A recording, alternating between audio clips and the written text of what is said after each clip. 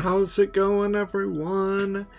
In preparation for Aberration, I thought we'd do a little tier list with the creatures that are unique to Aberration. And just for fun, because I'm just so hyped for Aberration. I cannot wait till it releases today, and I'm just so hyped. So anyway, what this tier list, we are going to be ranking these creatures on a usefulness scale based on how useful they are versus how useless they are, which of course we're going to start with the Shinehorn and all, and yeah, I'm just so excited. But anyway, I'm gonna stop babbling like a moron. We're gonna get right into it. If you're wondering about the blur, there's some ads at the bottom of the video that I've just had to blur out because I don't want you guys having to stare at the ads. Ads are, yeah, those are just kind of boring. So anyway, yeah, the Shinehorn, I really love the Shinehorn. I think it's a super cool Aberration creature. And by the way, these are creatures unique to Ark Survival Evolved Aberration. The new Aberration creatures are not on here. Anyway, yeah, the Shinehorn, very useful. It's such a useful light pet, in my opinion. It is one of the more useful ones because I noticed in ASE each light pet had a more specification. The Bulb Dog use was pretty generic, while the Shinehorn specialized, I think, in charge capacity. I think the Glowtail did regen, and I think the Featherlight did range, and the Shinehorn did charge capacity. I could be wrong, but they have more specialties, whereas the Bulb Dog was just more generic. It is a little bit of everything. But yeah, the Shinehorn, it was since it took longer for it to go out, I appreciate it a little bit more, so I'm going to give it A tier, simply because it took longer for its light to go out. Now I'm gonna jump ahead over to the other light pets. The Featherlight, unfortunately, I'm gonna have to give it a C, simply because it's very hard to get Featherlights because they only spawn in the radiation zone, and they tend, from my experience, to have a lower charge capacity. They have a great range, but they run out charge really fast, and yeah, they're just a lot more difficult to get a hold of, and they fly away from you so fast. Whereas the Shinehorn, they're on the edge of the green zone and the blue zone, so they're easier to get. The Glowtail, you usually have to go either further in the blue zone or into one of the caves to get a Glowtail, and it has a faster regen, so I'm gonna give it B tier, simply because of the difficulty and the fact that it's regen. I think regen is a little more helpful than having a good range to begin with. Because if you have a good range to begin with, that's very helpful at the edge of the blue zone, but not necessarily later on. And with the Bulb Dog, of course, it's going to be the highest ranking of all the glow pets. I think I'm going to put it A tier in front of the Shinehorn just because it's very generic. And when you breed Bulb Dogs, you can get some really good ones. The only reason it's ahead of the Shinehorn is because it's the easiest one to get. They only spawn in the green zone, super easy to get, so yeah. But the next creature that relates to light are the glow bugs themselves, and I'm going to put the glow bugs at B tier simply because they're very, very useful, but the fact that you can't tame them is kind of a pain, so that's why they're getting B tier, but they are very, very useful, so that's why they're higher up on the scale. But yeah, dang, we've already flown through the light pets and the glow bugs. But the next thing that relates to light are the seekers. I hate seekers. You cannot tame seekers. If you could tame seekers, I would probably really enjoy them. But the fact that you can't tame them and that they are attracted to light, F. They get an F. I hate seekers. They are so annoying. And just such a pain in the butt. I absolutely hate seekers. If there was one thing I would want removed from Aberration, it would be the seekers. If I had to pick one creature to take out of Aberration, I would take the seekers out. However, in relation to light or the nameless, however, I actually really enjoy them because you need nameless venom to raise up rock drakes. You need that nameless venom. So given the fact that they actually have a use, a pretty significant use, it's only one use, but it's still good, I'm giving them a C. They are going on C tier. And again, with the light, let's bring in the Reapers. It's all the Reapers, but hypothetically speaking, we are going to pretend this is a Reaper that we have. We're going to hypothetically pretend this is a Reaper Queen in scenario 1. Reaper Queens for getting Reaper babies, so useful. I love Reapers. Reapers are so cool. However, as having Reapers as a tame though, let's pretend this is a tamed Reaper now. They are very useful in some aspects, but they do have some weaknesses that they could improve on. Because here's the thing with Reapers. They are essentially the Rex of Aberration, except for Alpha Reapers. Alpha Reapers are the Gigas of Aberration. There's no denying that. They are just powerhouses. They are, I'd say Reapers are a little bit of a step up from a Rex. Like, little bit of a step up from a vanilla Rex, but not an Alpha Rex. They're in that little middle in-between phase.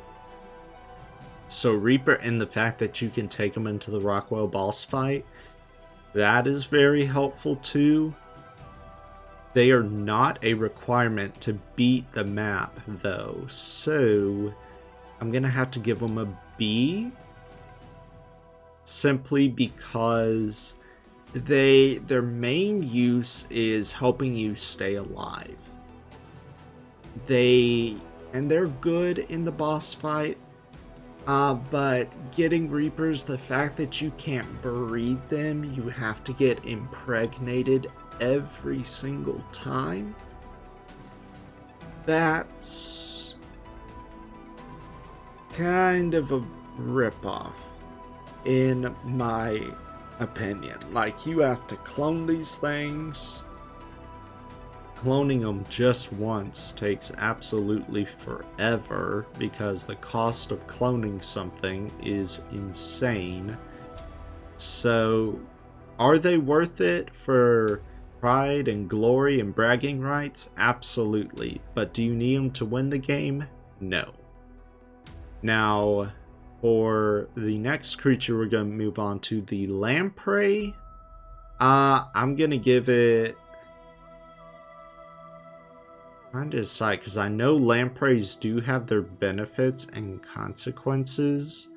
For me, I'm going to give them C tier because I know you can use the lampreys to your advantage. I think they serve helping you with oxygen, if I recall correctly. I've never used a lamprey before, but I do know that they do have the potential to kill you. So the fact that they do have a use, I'm not going to give them F tier. But the fact that the use is very remote, that's why they're getting C tier. And for the next creature that we're covering, the roll rat, already I can tell you, roll rat already A tier. Because they are the Casteroides of Aberration. They are amazing. Absolutely amazing. They are fairly tanky. And I love roll rats. I love roll rats. It's a pain in the butt to tame them because you need to get honey, so you need to craft up some gilly.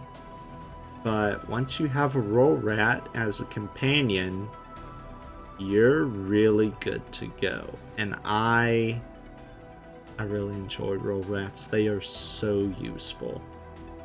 And which brings us to our last 4 creatures. Now, to get a roll rat, you're going to need honey, which means if you don't have an aberrant dire bear, you're going to need gilly when you go and find a beehive. Gilly requires organic polymer. And what creature provides more organic polymer than any other on Aberration? The Carcanos, the giant crab thingy. The giant mutant spider crab thingy. They are so useful. Number one, they are absolute. I'm going to give them S tier, actually. On the roll rat, I'm actually going to move it up between the bulb dog and shinehorn because of how useful they are. But yeah, the Carcanos is so useful. It is useful for resource gathering once you have tamed one. It is useful for all the organic polymer in the world you need. They are just amazing. Absolutely amazing. Taming them can be a pain in the butt because you do have to tame them like rock elementals, except instead of cannons, you use boulders to knock them out. And it can be difficult. And the fact that they have changed the creature's AI so they know how to avoid traps, that means taming these guys is going to get a whole lot more challenging, which is very unfortunate. But yeah, that it is what it is. Now the next creature, speaking of resource gathering, something with absolutely one of the best weight stats is the Basilisk. The Basilisk is absolutely amazing. It is not a requirement to beat Aberration. I mean, yes, you do need to kill them for some Rockwell tributes, but they are absolutely amazing with weight reduction, They are just amazing. They are not a requirement. I'm going to put them just in front of the Reaper, just because they have more utility uses than the Reaper, in my personal opinion. And they just have amazing weight. They can carry so much stuff. You can use them as turrets just like the Reaper. You can have both of these creatures bury themselves at your base. And the Basilisk, it is just a tank. If you get a good Basilisk, you can take on pretty much anything. So they are absolute monsters. They are, in and of themselves, also the Rex of Aberration.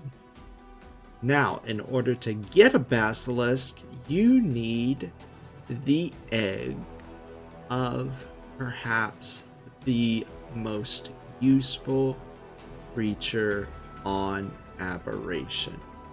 The Rock Drake. Absolutely the best creature on Aberration. Rock Drakes are in the red zone. You have to steal eggs just like wyvern eggs, but they are so useful. Oh my gosh. They are perfect for traveling to the surface. Perfect for going to the Rockwell terminal. Perfect for going just about anywhere in the map. They're actually a requirement for the third and final cave you have to tackle on Aberration in order to get the third and final artifact. I believe it's the artifact of the Stalker. They are absolutely a requirement in that cave, because that cave you are going to either need a Rock Drake or a whole ton of grappling hooks. And a shoulder pet that can dish out like 1,000 DPS with every single bite, because you will be swarmed by those nasty little seekers. Yeah, Rock Drakes, amazing. I cannot say enough good things about them. The only downside is when you kill a wild Rock Drake, for meat, they do not drop a lot of meat. That is the only unfortunate thing about Rock Drakes, is that they do not drop a lot of meat. Also, I really like that you can now breed Rock Drakes, but you are going to have to invest quite a bit of stamina in them, but that's pretty normal for, even though they're not flyers, they're gliders. That's pretty standard, that's pretty normal, that should be expected, but Rock Drakes, absolutely love them. Now, the best early game tame I can emphasize is perhaps the Ravager, and I can't decide if it's going to be A tier, if it's going to be before or after. I'm gonna put it before the Roll Rat, just because it's a knockout tame. But it is so useful because they have really good weight. They have a pack buff. They are a standard knockout tame. You trap them and you pelt them until they fall, and until they just go to sleep. And they are absolutely amazing. You can get a good pack of Ravagers up and going, and you can just decimate everything in the green zone. Now, the downside with Ravagers, I don't know if they'll change this for ASA, but in ASE, the downside for Ravagers,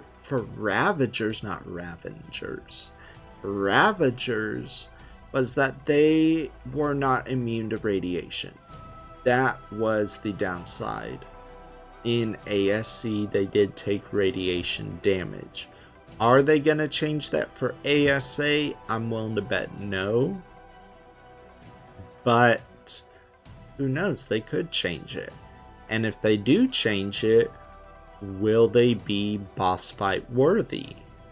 You know, taking one rock drake for you to ride on while you're shooting all those Rockwell tentacles, and once Rockwell collapses, have all the Ravagers with their pack buff go after his heart. Who knows? They could be boss fight worthy if they change the whole radiation aspect of it. But if they don't, then it is what it is. So yeah, that is pretty much my tier list. The reason I've made so many videos for today is just because I read from Dolly that we're not supposed to be getting Aberration until later in the evening, so I'll probably later in the evening Pacific time, which means it will be nighttime where I'm at, and I like to get some good amount of sleep, so that's the downside. So I mean, hopefully they may release it earlier, well, I don't know. But yeah, I hope you guys enjoyed this little video, my little spiel on my thoughts and opinions of the ASC Aberration exclusive creatures. Let me know your thoughts down in the comments. Be sure to like, subscribe, and I will see you guys next time.